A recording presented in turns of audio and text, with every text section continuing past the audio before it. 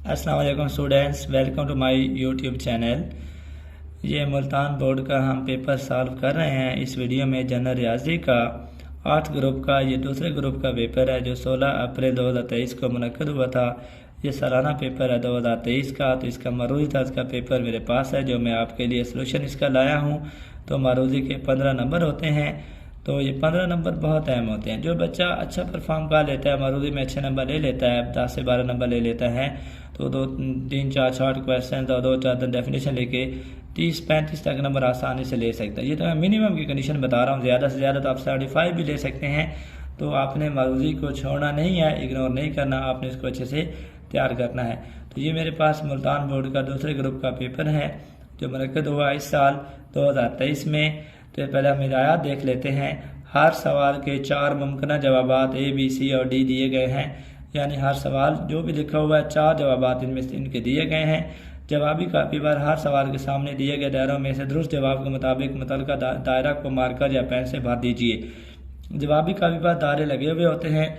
जो 4 जवाब यहाँ पे दिए गए हैं ए, बी, सी और डी, वो सारे के सारे दायरे बने होते हैं जवाबी कापी पर। आपने देखना है कि कौन सा जवाब दुरुस्त है। आपने सिर्फ उसी का दायरा भर देना है, किसी और दायरे को नहीं भरना। और ये भी ख्याल रखना है एक सवाल का एक ही दायरा आपने फिल करना है, एक ही दायरे को भरना है।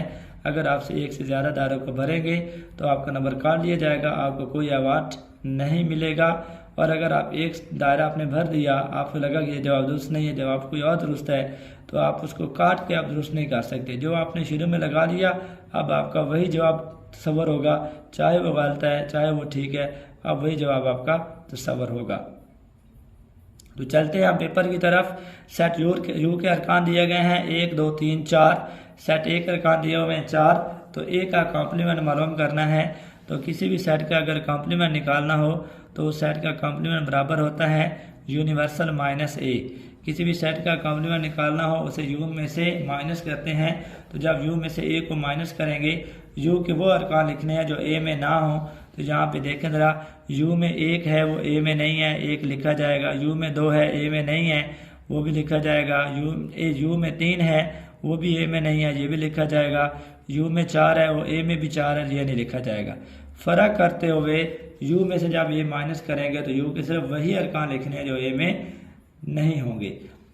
तो इसका हमारे पास जो दुरुस्त ऑप्शन है वो डी है, 1 2 3 जिसके अरकान है वो वाला दुरुस्त ऑप्शन है। सवाल नंबर 2 है, अगर ए और बी 2 मुतराकिब सेट हों तो जो आपस में ओवरलैप कर रहे हो। ए और बी कौन से सेट हैं? 2 मुतराकिब सेट हैं। तो ए तो कहते बी बराबर होगा, बी तो कहते ए तो कहते बी यूनियन ए या खाली सेट। तो ये ओवरलैपिंग सेट है, मुतराकिब सेट है। ए और बी 2 मुतराकिब सेट हैं। तो जो मुतराकिब सेट होते हैं उनमें ए तो कहते बी बराबर होता है, बी तो कहते ए के। तो ये और ऑप्शन दुरुस्त है, ए ऑप्शन के मुतराकिब सेट हो तो ए तो कहते बी तो कहते ए के बराबर होता है। मबदा के महद्दादात क्या होते हैं? ये पिछले पेपर जो हम सॉल्व किया था हमने मुल्तान बोर्ड का फर्स्ट ग्रुप का, उसमें भी ये सवाल आया हुआ था, इसमें दोबारा फिर आया हुआ है। मबदा के महद्दादात बताने याद रख लें। मबदा है वो वाला नुक्ता होता है, पॉइंट होता है जहाँ पे एक्स एक्सिस वाई एक्सिस को कट कर रहे होते हैं। तो इसको ओ से ज़ाहिर किया जाता है, इसका एक्स कोऑर्डिनेट भी 0 होता है, इसका वाई कोऑर्डिनेट भी 0 होता है। तो यहाँ पे देखें मबदा के महद्दादात पूछे गए हैं 1 1 0 1 0 0 या 1 0। तो सी ऑप्शन दुरुस्त है। मबदा के कोऑर्डिनेट्स होते हैं 0 0, एक्स भी 0 होता है मबदा पे, वाई भी 0 होता है। अगला सवाल है, वो कीमत जो किसी मवाद में सबसे ज़्यादा मरतबा आय कहलाती है। किसी मवाद में सबसे ज़्यादा मरतबा आने वाली रकम क्या कहलाती है? औसत, आधा, वस्तानिया, ज़रबी औसत। तो वो कीमत जो किसी मवाद में सबसे ज़्यादा बार आ रही होती है, रिपीट हो रही होती है, इसे आधा कहते हैं। बी ऑप्शन दुरुस्त है। औसत निकालने का फार्मूला ये है कि जितनी रकमें उन सबको जमा कर लें, जो तादाद है उस पर तकसीम कर दें। वस्तानिया जो दरमियानी कदर होती है किसी में मवाद की, तो वस्तानिया भी यहाँ पे दुरुस्त नहीं है। ज़रबी औसत जितनी रकमें दी गई हों उन सबको ज़रब दे दें, उसकी पावर 1/n ले लें तो ज़रबी औसत आएगा, वो भी यहाँ पे दुरुस्त नहीं है। तो इसका दुरुस्त ऑप्शन आधा आएगा। नेक्स्ट क्वेश्चन है, 600 का 20% है। हमने 600 का 20% मालूम करना है। 20% का मतलब है 20 तकसीम 100। ज़रब किसका मालूम करना है? 600 का मल्टीप्लाई करें, 2 सिफरें इन सिफरों से काट जाएंगी, 20 को 6 से ज़रब दे देंगे तो 120 आ जाएगा। ये ऑप्शन दुरुस्त है। अगर हमने 600 का 20% लेना है तो वो 120 आएगा। 70% की कसरी शक्ल है। अगला क्वेश्चन जो है वो ये है कि 70% को हमने कसर में लिखना है, इसे कसर में कैसे लिखा जाएगा? क्योंकि ये 70% है तो इसे हम लिख सकते हैं 70 तकसीम 100, 0 से 0 कट जाएगा, पीछे रह जाएगा 7 तकसीम 10। बी ऑप्शन इसका दुरुस्त है, 7/10 ये इसका दुरुस्त ऑप्शन आएगा। अगला सवाल है ज़कात की कटौती किस तरह से होती है? जहाँ पे ज़कात की कटौती पूछी गई है 2.5%, 3.5%, 4.5% या 5.5%। तो याद रख लें ज़कात की कटौती की शरह 2.5% होती है। ए ऑप्शन यहाँ पे दुरुस्त होगा, 2.5%। अगर सिर्फ एक ही बेटी हो तो विरासत में हिस्सा होगा। एक बेटी हो तो विरासत में कौन सा हिस्सा होगा? 1/4, 1/8, 1/2, 1/3। एक बेटी की सूरत में विरासत में 1/2 जो है ना वो हिस्सा होगा, 1/2। किसी दुकान में रखी हुई हर चीज़ पर दर्ज कीमत को जाहिर किया जाता है। किसी भी दुकान में जो चीज़ पड़ी होती है उस पर जो कीमत दर्ज की हुई होती है उसे हम क्या कहते हैं? CP cost price, SP selling price, LP और MP कहते हैं मार्क प्राइस, दर्जशुदा कीमत। तो जो किसी दुकान में रखी जो चीज़ होती है उस पर जो दर्ज कीमत है उसे मार्क प्राइस कहते हैं। डी ऑप्शन दुरुस्त है, MP मार्क प्राइस दे जवाब इसका दुरुस्त है, डी ऑप्शन।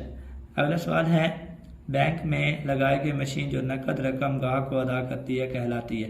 बैंक में जो मशीन लगी होती है जो ग्राहक को नकद रकम अदा करती है उसे कंप्यूटर कहते हैं, स्कैनर कहते हैं, ATM कहते हैं या कार्ड रीडर कहते हैं। तो वो ATM कहलाता है। बैंक में लगाई गई मशीन जो रकम ग्राहक को अदा करती है वो ATM कहलाती है। अगला क्वेश्चन है वो शख्स या चीज़ जिसकी इंश्योरेंस की जानी हो उसे कहते हैं। वो शख्स कोई शख्स भी हो सकता है, कोई चीज़ भी हो सकती है जिसकी इंश्योरेंस की जानी हो। इंश्योरर, इंश्योर्ड, दरार या लेजी। तो वो शख्स या चीज़ जिसकी इंश्योरेंस की जानी हो उसे इंश्योर्ड कहते हैं। बी ऑप्शन दुरुस्त है। वो टैक्स जो तमाम काबिल टैक्स आमदनी पर लगाया जाता है कहलाता है सेल टैक्स, बराह रास्त tax, excise duty, income tax. तो वो टैक्स जो सारी काबिल टैक्स आमदनी पर लगाया जाता है वो इनकम टैक्स है। डी ऑप्शन दुरुस्त है। जो सारी काबिल टैक्स आमदनी पर टैक्स लगाया जाता है वो इनकम टैक्स कहलाता है। अगर नेक्स्ट क्वेश्चन है किसी अदद के लोगाता में सही अदद वाले हिस्से को क्या कहते हैं? कोई अदद है उसके लोगाता में सही अदद वाला हिस्सा पूछा जा रहा है, उसे खासा कहते हैं, उसे मैंतीसा कहते हैं, इशारिया वाला हिस्सा कहते हैं या हकीकी हिस्सा कहते हैं। तो किसी अदद के लोगाता में सही अदद वाले हिस्से को खासा कहते हैं। ये ऑप्शन दुरुस्त है कि लोगाता में आपने किसी अदद का मालूम किया उसमें जो सही अदद वाला हिस्सा है वो खासा कहलाता है। ये ऑप्शन दुरुस्त है। नेक्स्ट क्वेश्चन है 12, 16, 21, 27 में अगली रकम क्या है? 30 होगी, 31 होगी, 34 होगी या 32 होगी। हम इसको चेक कर लेते हैं। 12 में 4 जमा करने से 16 आता है, 16 में 5 जमा करें तो 21 आता है, 21 में 6 जमा करें तो 27 आता है। तो जो अगली रकम आएगी 27 के बाद उसमें 7 जमा करेंगे, 7। तो 27 में 7 जमा किया, 34 आ जाएगा। सी ऑप्शन दुरुस्त है। इस सीक्वेंस के मुताबिक जो 27 के बाद अगली रकम होगी वो 34 आएगी, क्योंकि कॉमन डिफरेंस एक बढ़ रहा है। 12 16 के दरमियान 4 कॉमन डिफरेंस, 16 और 21 के दरमियान 5, 21 और 27 के दरमियान 6, 27 और उससे जो अगली रकम होगी उनके दरमियान डिफरेंस 7 का आएगा।